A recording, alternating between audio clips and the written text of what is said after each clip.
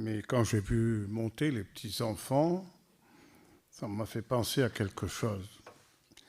Il y a quelque temps d'ailleurs, c'est vrai, j'ai regardé ces choses-là et en regardant,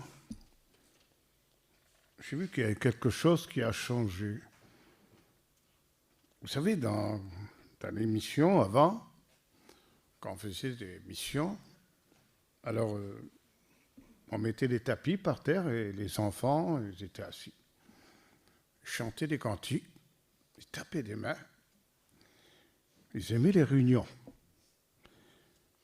Dans les églises, c'était la même chose.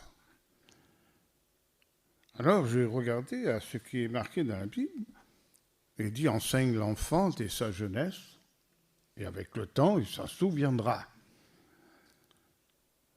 Quand je faisais des réunions aussi, à Casse, c'était la même chose, des petits-enfants étaient comme ça, et ils chantaient, j'en avais fait même une chorale, ils chantaient. Et aujourd'hui, j'étais dans une église, et là j'ai vu quelque chose, je l'ai vu, mais là c'était encore un peu important, ça m'a fait réfléchir aussi. Là, devant l'estrade, là, il y avait 3 petits-enfants. Alors ils avaient des casques sur la tête, ils avaient des appareils, et ils jouaient. Il y en avait 3. Et le serviteur a vu ça, il les a fait partir. Alors je disais, comment ces enfants peuvent-ils se souvenir de la parole, puisqu'ils ne sont jamais en contact avec la parole? Ils ont le téléphone, pour être tranquilles, on leur donne des téléphones, et ils ne sont pas en contact. Ils se souviendront des choses, mais de ce qu'ils apprennent. Et c'est pas bon. Alors c'est pour cela que dans l'avenir, pour les jeunes, ça devient un problème après pour qu'ils se convertissent. Ils deviennent difficiles et durs parce qu'ils n'ont pas été en contact avec cette parole. Et je crois qu'il faut faire attention dans nos églises et se réjouir de voir des enfants qui chantent pour la gloire du Seigneur. Amen. Voilà, ce matin, vous savez, je pensais à ce que m'avait dit Maël ce matin. Il a dit, il y aura une parole pour moi, pour lui et pour chacun d'entre nous. Mais je relevais un texte il y a quelque temps en arrière, et ce matin, je voudrais le lire avec vous. C'est dans Matthieu 6, au verset 33. Il va dire, cherchez premièrement le royaume et la justice de Dieu, et toutes ces choses vous seront données par-dessus. Il va dire, ne vous inquiétez pas pour votre corps, de quoi vous serez vêtus, ni de ce que votre vie, ce que vous avez besoin comme nourriture. Et il dit, le Seigneur sait ce que vous avez besoin. Parce que de s'inquiéter pour des choses que Dieu nous a promis de nous donner, alors c'est quelque chose qui agit et qui souvent nous tracasse. Mais là, la Bible nous dit, il y a une chose pour recevoir cette nourriture, pour recevoir ce vêtement, pour recevoir ce que nous demandons au Seigneur, c'est de rechercher devant le royaume et la justice de Dieu.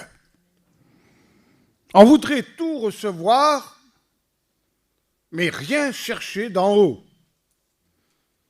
Parce que tout ce que nous avons vient de Dieu. Et dit, recherchez et toutes choses vous seront données par-dessus.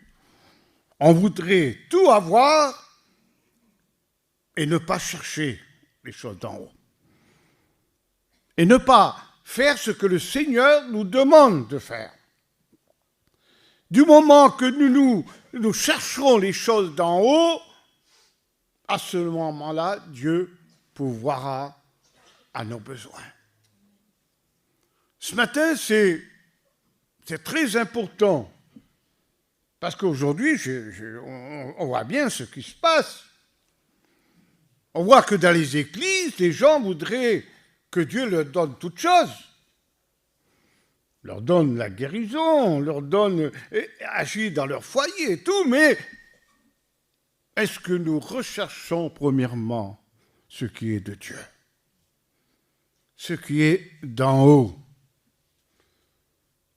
Vous savez, il y a ce texte que j'ai relevé. Il est dit que celui qui a soif et qui a faim, qui vienne à Jésus. Et Jésus appelle que celui qui croit n'aura jamais plus faim et celui qui vient à lui n'aura jamais plus soif. Ça veut dire que si nous nous donnons à Dieu, si nous nous mettons dans les mains de Dieu, eh bien, toutes ces choses-là nous seront données par-dessus. Mais aujourd'hui, quelle est notre recherche? Quel est notre désir? Quelle est notre préoccupation, je pourrais dire aujourd'hui? Est-ce que seulement c'est de recevoir des bénédictions ou alors c'est pour rechercher les choses d'en haut et plaire à Dieu? Est-ce qu'aujourd'hui nous cherchons ce qui est de Dieu ou alors nous recherchons ce qui est du monde? Regardez bien ce qu'il est dit dans la parole du Seigneur, je l'ai relevé, c'est David au psaume 42. Et au verset 2, « Comme une biche soupire après un courant d'eau, ainsi mon âme soupire après Dieu. » C'est-à-dire Dieu dans son royaume. Rechercher ce qui est de Dieu. De quelle soif avons-nous besoin? Nous avons besoin de ce qui vient d'en haut. Que cherchons-nous?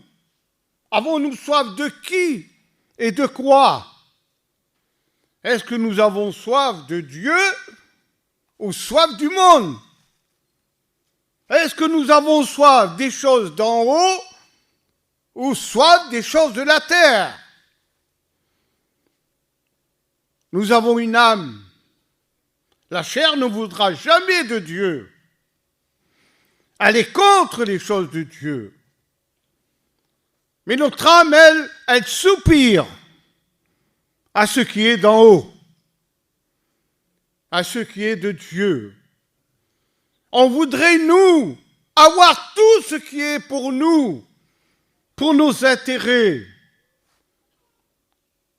et non pas pour l'intérêt de Dieu et pour Dieu. Je ne sais pas si vous comprenez ce que le Seigneur nous demande ce matin. De qui avons-nous soif? Quelle est notre attirance, notre préoccupation première? Pourtant la Bible nous dit, fais de l'Éternel tes délices et il te donnera ce que ton cœur désire. Dieu passe avant toute chose. Le royaume de Dieu avant toute chose. La justice de Dieu avant toute chose. La volonté de Dieu avant toute chose. Et si nous restons dans cet esprit, cette soif de Dieu, à ce moment-là, Dieu nous donnera, sans nous préoccuper, sans nous inquiéter, de ce que nous avons besoin pour notre corps, le vêtement, et pour notre vie, la nourriture. Parce que Dieu donne à celui qui fait sa volonté et qui pratique sa parole. Il a dit, vous demandez, mais vous demandez mal, afin de satisfaire votre chair, vos intérêts. On n'aurait même pas besoin de demander à Dieu. Parce que Dieu sait ce que nous avons besoin. Et justement, David disait ces mots comme une biche qui soupire, qui crie, et qu'elle veut de l'eau parce qu'elle en a besoin, ainsi mon âme a besoin de Dieu. Vous savez que la soif, il y a en nous un organisme qui, au moment où le corps manque d'eau, il se déclenche et on est obligé de boire. Parce que le corps a besoin d'eau. Eh bien, quand notre âme a besoin de Dieu, a besoin de ce qui est d'en haut, quand notre âme a besoin de la présence et d'être rafraîchie par la présence du Seigneur, eh bien, il y a quelque chose qui se déclenche. C'est que notre âme a besoin d'aller auprès des ruisseaux de Dieu. Il est dit que les ruisseaux de Dieu sont pleins d'eau. Et notre âme soupire. Et elle a besoin de se désaltérer. Mais aujourd'hui, quel est notre but? Quelle est notre soif? Soif d'argent? Parce qu'aujourd'hui, on voit bien que les gens n'ont pas beaucoup soif de Dieu. Je ne sais pas ici, mais les réunions, souvent, ils sont vides. Quand on fait une réunion de jeûne et prière, les gens ne viennent plus. Si on fait une mission, la salle est remplie. Est-ce que nous avons soif de la parole ou la soif de l'homme qui arrive? J'en parlais avec un frère l'autre jour.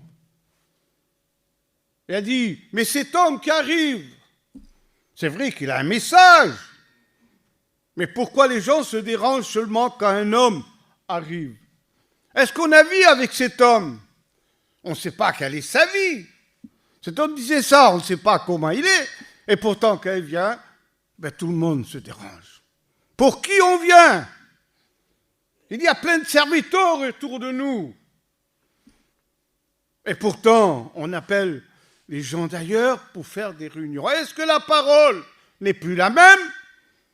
Ou alors on ne vient plus pour la parole, mais on vient pour l'homme. Parce que ça nous fait plaisir. On aime bien entendre. Recherchez le royaume des cieux et la justice de Dieu, et tout vous sera donné par-dessus. Quelle est notre recherche? Quel est notre but? Quelle est notre attirance, notre préoccupation dans ces siècles? Est-ce que c'est d'écouter un homme parce qu'on en a marre de voir les autres, mais la parole est toujours la même, et c'est un serviteur de Dieu qui a été établi par Dieu, qui a reçu un ministère comme tous les autres. Alors de qui avons-nous soif? Il faut se poser la question. Soif d'argent? Vouloir plus? Soif de matériel? De construire plus? Soif Aujourd'hui, on a tellement de soif d'aller ailleurs qu'on se prépare des voyages. Un peu à droite, à gauche, dans les îles, dans des endroits bizarres. De qui avons-nous soif? Et David a pu dire ces mots comme une biche qui a soif. Ainsi, mon âme a soif du Dieu vivant.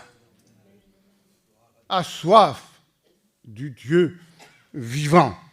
Et quand on donne à Dieu notre temps, quand on donne à Dieu toute notre vie,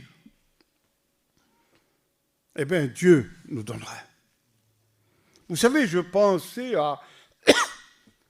à Élie. À Élie qui a été envoyé vers cette veuve de Sarepta. C'est pour cela, quand on reste dans la volonté du Seigneur, excusez-moi, Quand on reste dans la volonté du Seigneur, Dieu nous enverra toujours où il y a le besoin, où il y a quelque chose à faire pour son œuvre. Et là, il va envoyer Élie à Sarepta pour qu'une veuve le nourrisse pendant tous ces temps où il y a la sécheresse. Il va aller à cet endroit et c'est vrai que cette femme n'avait rien qu'un peu d'huile et un peu de farine. Mais seulement ce qui se passe, c'est que cette femme a donné à Dieu. Et quand on donne à Dieu, Dieu multiplie. Dieu multiplie. Et cette femme, ça a été multiplié. L'huile comme la farine. Pourquoi? Elle a recherché avant le royaume de Dieu. Elle a voulu plaire à Dieu avant toute chose. Et parce qu'elle a voulu plaire à Dieu, Dieu lui a donné. Il est dit qu'il y avait plusieurs veuves en Israël, mais Élie a été envoyé vers elle. Combien nous sommes ce matin? Nous sommes quelques-uns. Mais celui qui est prêt à donner à Dieu, mais elle recevra de Dieu ce matin. Celui qui est prêt à rechercher le royaume des cieux et la justice de Dieu et la volonté de Dieu, ce qui plaît à Dieu, eh bien, Dieu va lui donner un retour. Il l'a donné à cette femme. Elle a pu être nourrie, elle et son fils. Pourquoi? Parce qu'elle a donné à Dieu. Salomon, lui, n'a pas demandé ce qui lui plaisait. Il n'a rien demandé, il a demandé seulement la sagesse et l'intelligence pour diriger son peuple. Ben, Dieu lui a accordé, parce qu'il a demandé selon la volonté de Dieu. Ézéchias, lui, a reçu la guérison. Pourquoi? Parce que la Bible nous dit qu'il a fait ce qui était vrai. Il a fait tout ce qui était droit aux yeux de Dieu. Et parce qu'il a tout fait ces choses-là, Dieu lui a donné la bénédiction et la guérison. Et Dieu l'a gardé. Aujourd'hui, quel est notre désir? Est-ce que ce matin, notre désir est d'aller encore après se promener ou alors faire autre chose? Ou alors notre désir, c'est encore de rechercher le royaume de Dieu et la justice de Dieu. Et tout vous sera donné par-dessus. Regardez ce qu'il est dit dans la parole du Seigneur. J'ai relevé ce texte. Il nous parle de la veuve de Sarepta, il nous parle aussi d'Ézéchias, il nous parle aussi dans le chapitre de Agée.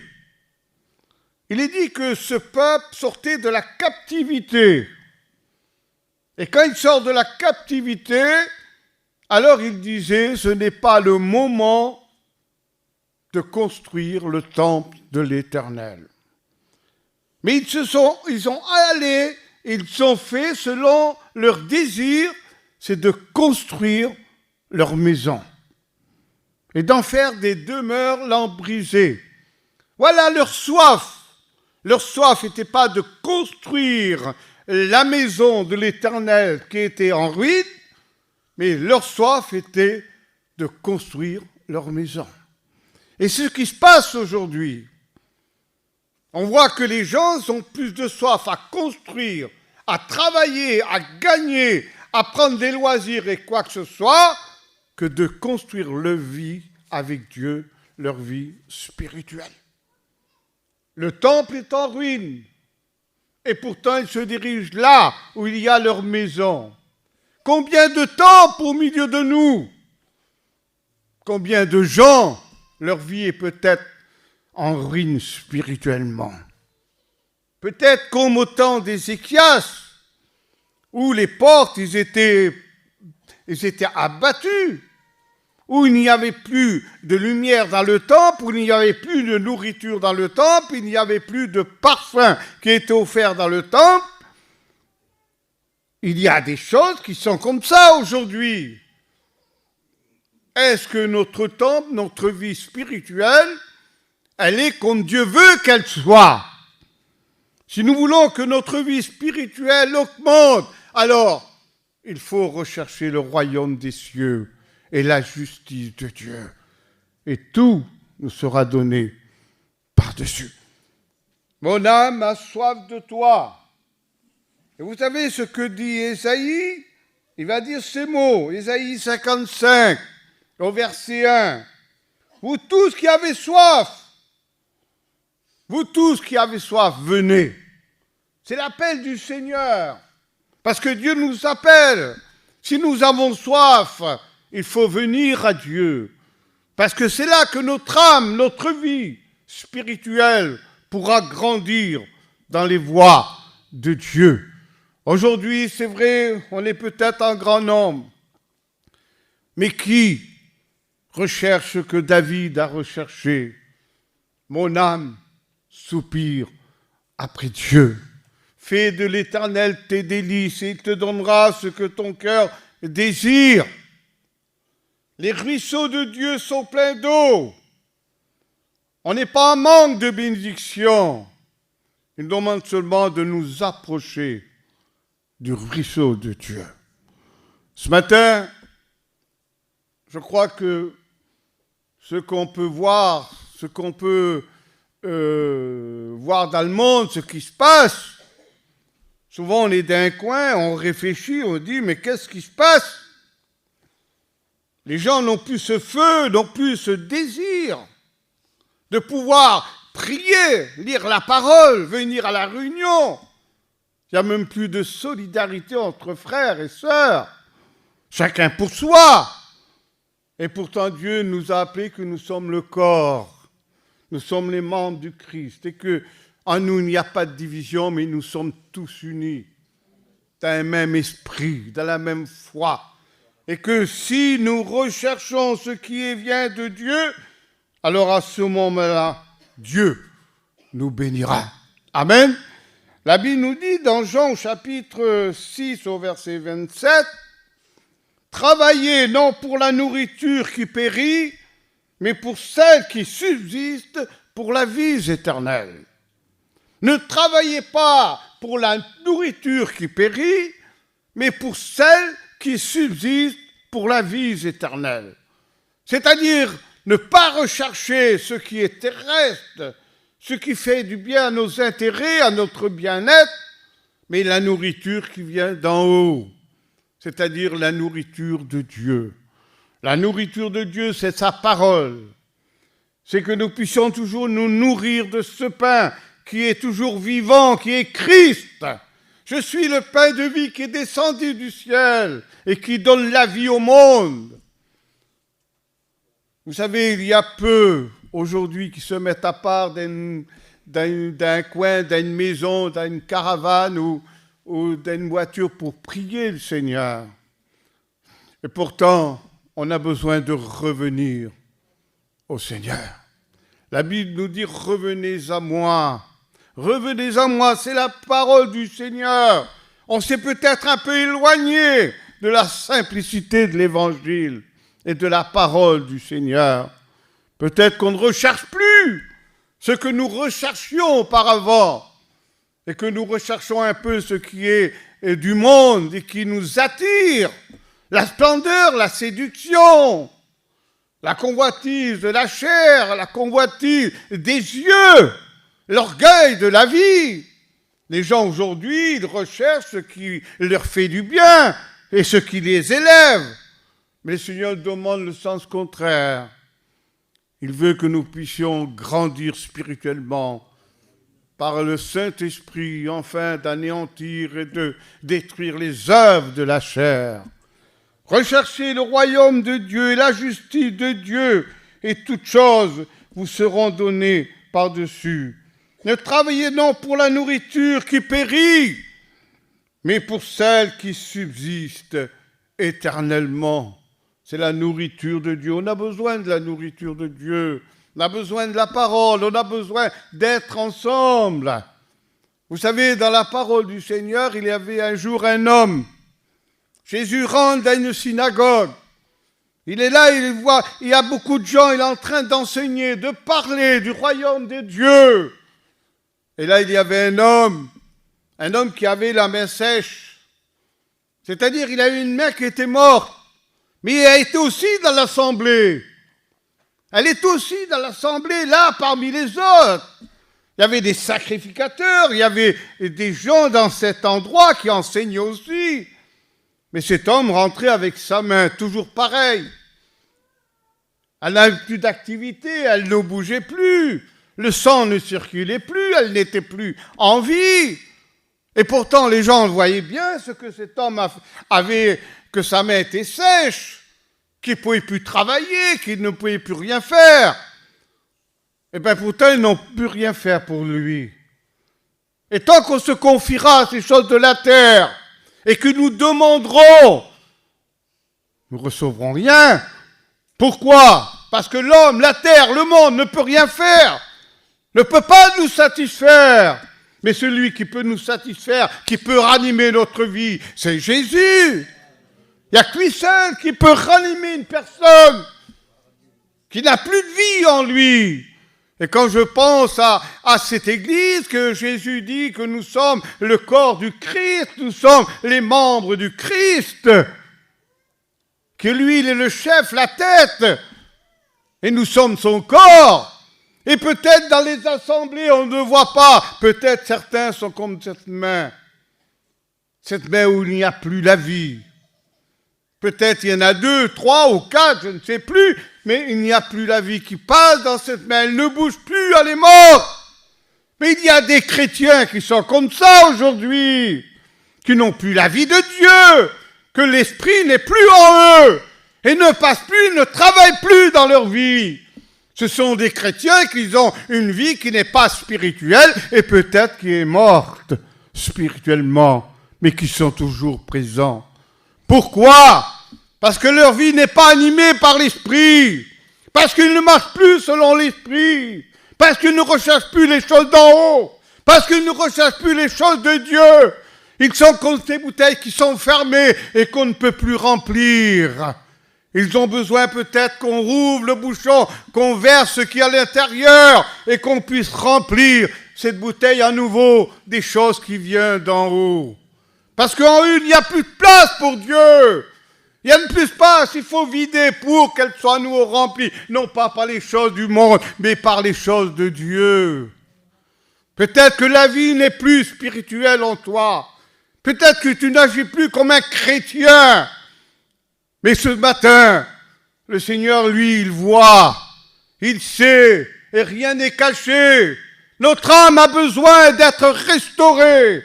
Notre âme a besoin d'être nourrie par les choses d'en haut, par le ciel. Et si David a dit ces mots, il va dire ces mots si je retrouve le texte. Regardez bien, dans le psaume 143 au verset 6, « Mon âme soupire après toi, comme une terre desséchée. » Mon âme soupire après toi comme une âme desséchée. Peut-être qu'il n'y a plus la vie. Peut-être que ta main ne bouge plus. Et peut-être qu'un membre de l'Église n'a plus cette vie de Dieu parce que l'esprit ne passe plus. Allez comme un désert. Allez comme au milieu d'un désert où il n'y a plus d'eau, il n'y a plus rien. Mais il faut que tu lèves les yeux vers Dieu. Il faut que tu regardes vers le royaume de Dieu et la justice de Dieu pour que tu puisses être animé encore par le Saint-Esprit, pour que tu deviennes une personne spirituelle, une vie avec Dieu. Il est dit que cet homme-là, Jésus va lui dire « tends la main ». Et quand il va tendre la main, le Seigneur l'a béni et l'a guéri. Dieu seul peut faire. Dieu seul peut agir. N'attends pas sur les gens autour de toi, mais attends-toi à Dieu ce matin, car lui seul peut agir. Comme il a fait pour la veuve de Sarepta, elle n'avait plus rien. On va fermer notre maison et ensuite nous mourrons.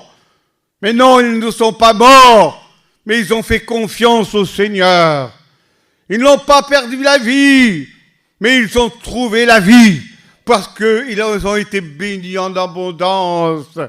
Voilà ce que Dieu nous donne ce matin. Ce n'est pas le peu que le monde donne, mais c'est l'abondance du ciel qui s'ouvre. Vous savez, il faut que le ciel s'ouvre.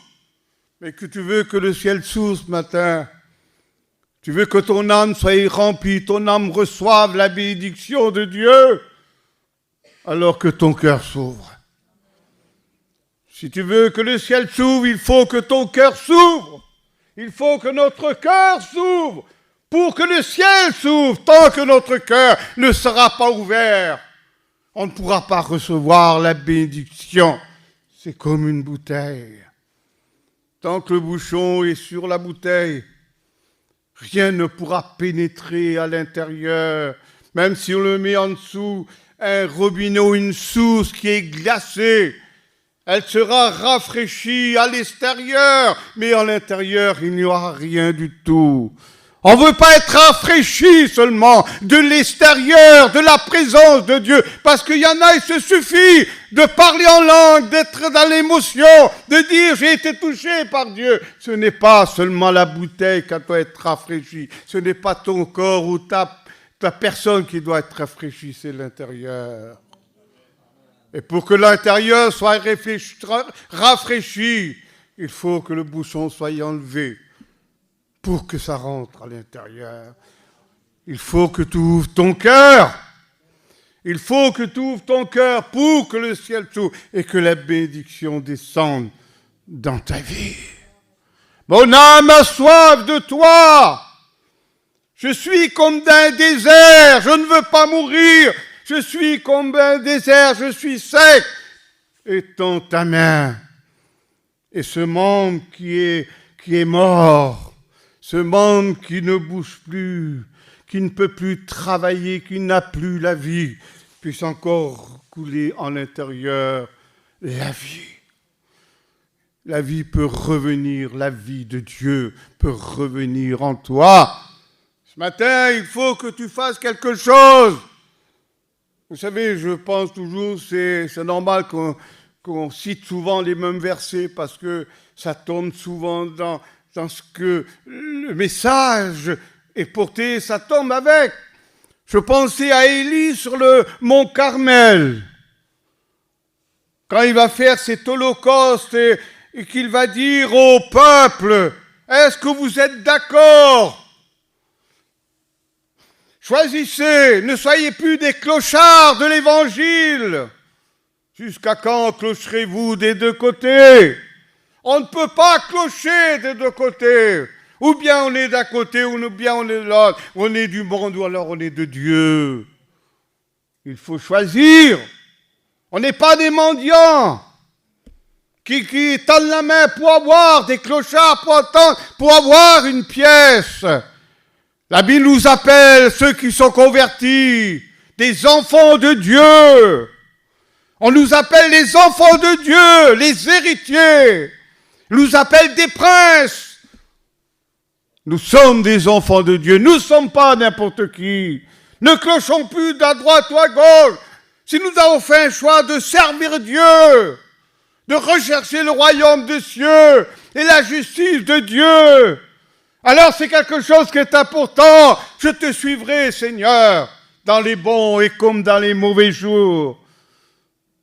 C'est la promesse qu'on a faite à Dieu. Je te suivrai dans les bons comme dans les mauvais jours. Il y en a des mauvais jours, on a eu des bons jours, il y en a des mauvais jours. Et même dans les mauvais jours, le Seigneur est encore plus près de nous. Et plus qu'on passera par les problèmes, plus que le Seigneur sera encore plus près de nous. Plus qu'on passera dans la souffrance, plus le Seigneur sera là pour nous consoler, pour nous entourer. Vous savez, une brebis qui marche, le berger la suit, elle marche. Mais quand une brebis est fatiguée, peut-être qu'elle ne peut plus marcher, il la prend et il la porte. Et quand on n'arrive plus, qu'on a trop de problèmes, eh bien, il prend ses brebis, il les prend dans les bras et il les porte. Alors, ce qui est important ce matin, ne clochons plus des côtés, à droite ou à gauche. Choisissez qui voulez servir. Et la Bible nous dit que c'est à ce moment-là, quand il a fait cet autel, il va dire, vous allez prendre tous vos trous là, depuis des mois, vous avez mis de côté de l'eau dans des citernes, dans des jarres, dans toutes sortes de choses pour conserver l'eau.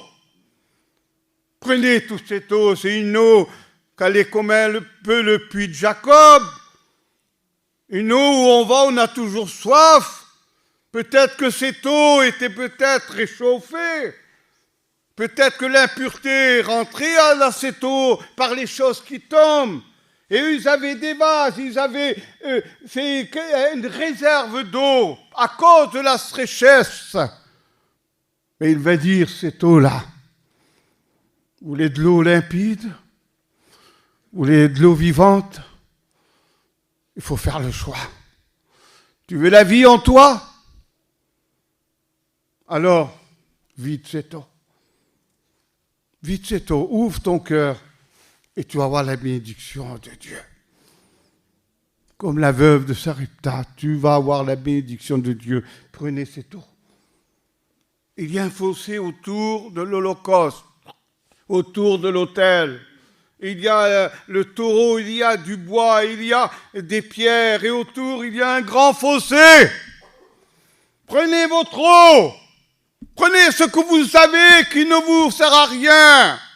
Ce qui est dans le puits de Jacob. Comme a dit cette femme, donne-moi de cette eau, celle qui vient d'en haut du royaume de Dieu. Donne-moi de cette eau afin que je ne vienne plus puiser à ce puits.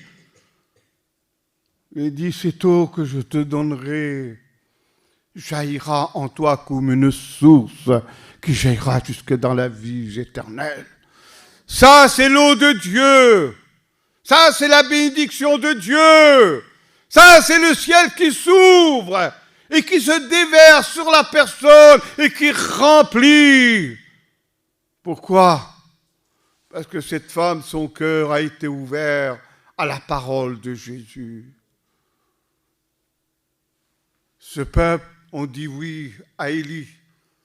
Alors prenez votre eau là. Ne gardez rien pour vous.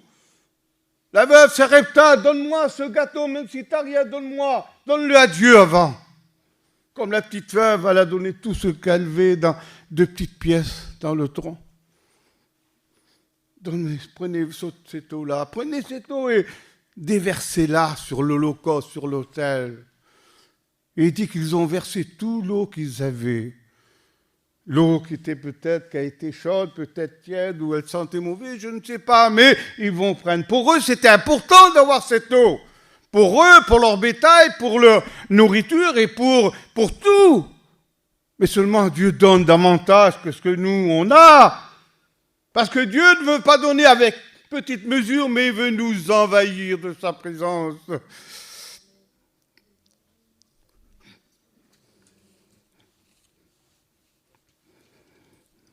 Dieu est bon. Dieu est grand. On a passé par des épreuves, oui aussi. Non. Mais comment Dieu nous a envahis de sa présence, de son esprit. Et quand on est envahi de sa présence, c'est que le ciel s'ouvre. Même dans les difficultés les plus terribles, on ressent la paix descend du ciel, la paix de Dieu. La tranquillité de nos âmes, la tranquillité de notre vie, on la ressent. Pourquoi? On compte sur Dieu. On compte sur lui. Alors, délaisse, abandonne, déverse tout cette eau. Maintenant, il faut que tu fasses confiance en Dieu. Ayez foi en Dieu. Ouvre ton cœur. Enlève ce bouchon. Ils ont enlevé le bouchon, ouais. Ils sont tous déversés. Tout déversé. Et dit, ils ont rempli le fossé. Et quand Élie a prié, il dit que le feu du ciel est tombé sur l'Holocauste. Il a consumé le taureau, le bois, les pierres, et même l'eau qu'il y avait à l'intérieur du fossé, et même les pierres. ont été consumés par la puissance de Dieu, par le feu de Dieu. Alors ce qui t'empêche peut-être de bouger ta main, peut-être il y a quelque chose, le monde ou quoi que ce soit, qui t'empêche que tu bouges ta main, qu'il la vie, que spirituellement tu es loin de Dieu. Le Saint-Esprit, le feu de Dieu peut descendre sur toi et consumer ce qui ne va pas dans ta vie. Comme il l'a fait pour cet homme à la main sèche, Jésus a prié et il a été totalement guéri. Le ciel s'est ouvert quand le peuple a ouvert son cœur. Le ciel s'est ouvert pour la veuve de Sarepta quand son cœur a été ouvert. Ézéchias a été guéri quand il s'est tourné contre le mur et qu'il a dit « Souviens-toi de moi ». Son cœur s'est ouvert. La bénédiction, la guérison pour Ézéchias. Ça veut dire quand on rouvre notre cœur, il y a la bénédiction de Dieu qui descend. Qui descend. Et à ce moment-là, le ciel s'est ouvert. Et il va dire à son serviteur, regarde du côté de la mer. Regarde du côté de la mer. Est-ce que tu vois quelque chose? Non, non, je ne vois rien. Regarde. Mais dit, oui, je vois un nuage, comme la paume d'une main. C'était tout petit. Vous avez la foi comme un grain de sénévé. Vous diriez à cette montagne de se déraciner, de se jeter dans la mer, elle le ferait. Il était gros comme la paume d'une main. Et quand il était comme la paume de la main, il a commencé à se multiplier, à grandir. Le ciel s'est ouvert. C'était plus un petit citerne rempli d'eau ou déjà rempli d'eau, mais c'était le ciel qui s'est déversé. Pourquoi? Parce que les cœurs sont ouverts. Tant que tu ne rouvris pas ton cœur, tu seras rafraîchi par la présence de Dieu. Tu ressentiras des bénédictions, mais autour de toi. Mais ce que Dieu veut, ce n'est pas autour de toi que la bénédiction doit être. C'est à l'intérieur. C'est dans ta vie. Que ton corps, ton âme, ton esprit appartiennent à Dieu. Corps, âme et esprit appartiennent à Dieu. Et à ce moment-là, cette main qui est sec, si ta vie est sec spirituellement, elle peut être ranimée par le Saint-Esprit, par la présence de Dieu. Mon âme a soif de toi, comme une biche qui soupire après des courants d'eau. Est-ce qu'on a ce soupir? Vous savez, quand un homme ne boit pas, parce qu'il y a des gens qui boivent sans avoir soif. Si on boit, je ne sais pas moi, 3 litres de vin, certains ils aiment bien boire, ils boivent 1 litre, ils ne boivent pas avec soif. Ils boivent avec passion, ils aiment. C'est pour manger, c'est la même chose. Mais quand on a vraiment soif, et bien quand on a un petit verre d'eau, même d'un gobelet, on ne regarde plus ce que c'est. Mais un verre d'eau, quand on a soif, fait du bien. Il désaltère. Et c'est ça, l'eau de Dieu, qui descend du ciel. Que personne ne se prive ce matin, moi comme vous, qui ne se prive pas de la grâce de Dieu, que personne ne se prive de la grâce du Seigneur. La grâce de Dieu est là encore ce matin. La grâce de Dieu est pour nous une force et une aide. Et ce matin, elle peut agir dans notre vie. Je ne vais pas aller plus loin. On va prier le Seigneur. Je crois que vous avez compris. Je n'ai même pas lu sa clavicule. Mais j'ai dit ce que j'avais dans le cœur et ce que j'ai ressenti ce matin. Rechercher le royaume des cieux et la justice de Dieu.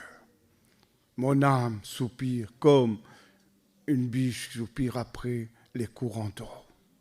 Mon âme a soif de Dieu.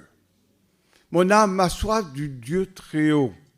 Je délaisse, Seigneur, tout ce qui n'est pas bon autour de moi.